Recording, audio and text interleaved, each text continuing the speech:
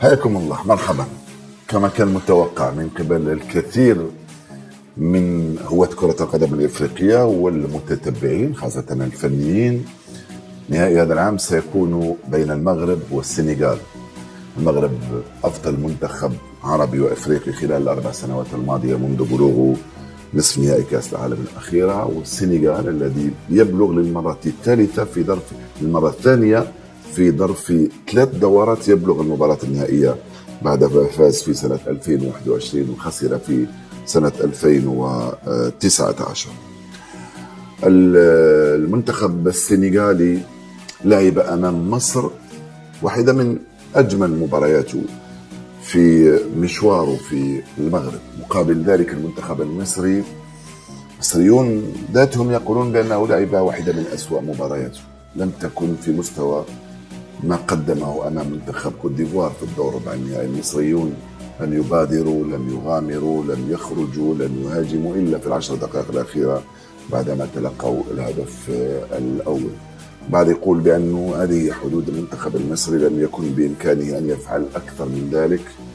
وبعد يقول أيضا بأنه واجه منتخب قوي محترم، منتخب سنغالي تفوق عليه. النتيجة كانت منطقية وعادية وطبيعية، تأهل السنغال للنهائي وخروج مصر في الدور نصف النهائي، واللي يعتبره الكثير من الناس بأنه أصلا هو نتيجة طيبة بالنسبة للمنتخب المصري. قبل البطولة حتى المصريين في حد ذاتهم لم يكونوا يتوقعون الكثير من منتخبهم في هذه البطولة. طبعا بعد المباراة كثير من التحاليل والانتقادات والأشياء الإيجابية اللي خرجوها الإخوة في مصر، أما أبرزها ممكن يقولوا بأنه منتخب مصري ينقص مدرب أكبر، هذا واحد من الآراء.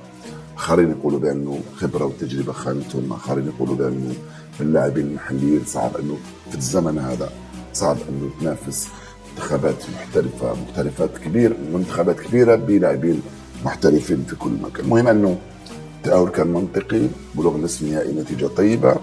في الجهة المقابلة المنتخب المغربي طبيعي جدا أنه يوصل للمباراة النهائية، ليس فقط لأنه يلعب البطولة في بلاده، ولكن لأنه يملك مقومات المنتخب البطل الذي بإمكانه أن يفوز على أي منتخب. أي نعم، وصل لركلة الترجيح بعد وقت إضافي 0-0، ولكن نيجيريا لم تكن على الأقل نيجيريا اللي فازت على الجزائر في الدور ربع النهائي، سواء من الناحية البدنية أو من الناحية الذهنية أو من الناحية الفنية، من ناحية التركيز في ركلات الترجيح، لأنه المغاربة صنعوا الفارق في تركيزهم إلى غاية آخر ركلة من ركلات الجزاء رغم الضغوطات الكبيرة المفروضة عليهم جماهيريا وإعلاميا في المغرب. محصلة ما حدث، بلوغ السنغال ومغرب النهائي كان أمر عادي وطبيعي ومنطقي ومستحق ومنتظر، لم تحدث أي مفاجأة في هذه البطولة.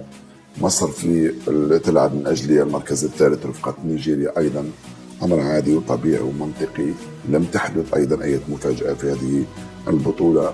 وقت التحليل والاستنتاج أو التحليل والاستنتاج والدروس تأخذ وقت باش حتى كل منتخب يقيم، ولكن على السخون وعلى الطاير إذا فازت السنغال نقول لها تستحق، وإذا فازت المغرب أيضا نقول لها تستحق التتويج باللقب القاري الذي سيكون الثاني بالنسبة للمغرب بعد 50 سنة، بعد نصف قرن سيكون الثاني بالنسبة للسنغال في أفضل أحواله بعد ما وصل للدور النهائي للمرة الثالثة في آخر 3 نسخ. تتذكروا معي 21 فاز باللقب، 23 و25 يوم كان في 2019 وصل للمباراة النهائية وخسرها أمام الجزائر. سلام.